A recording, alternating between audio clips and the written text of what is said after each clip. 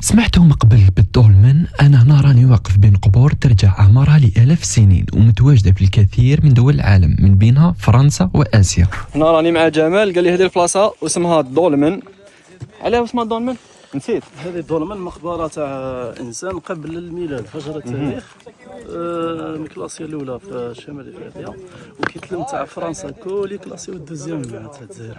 هنايا نفهموا باللي الدولمن هي قبور حجريه جماعيه بناها الانسان حوالي 3000 الى 4000 سنه قبل الميلاد، وهي عباره عن اشكال تاع حجاره عموديه كبيره فوق حجر افقي. كاين اللي يقول كانوا يدفنوا فيها موتاهم، وكاين اللي يقول كانوا يتعبدوا فيهم، اللي راهي الان باقيه كاثار في هذا المكان بالركنيه بولايه قلمه، وين تلقاو الكثير من هذا الدولمن منتشره في هذا المكان الجميل اللي احنا وصلنا له بالاحصنه. فكما انا رحت له نتوما تاني تقدروا تروحوا له وديروا فيها بالات شابه مع فريق الدولمنز وتشوفوا تاريخ بعينكم. سلام.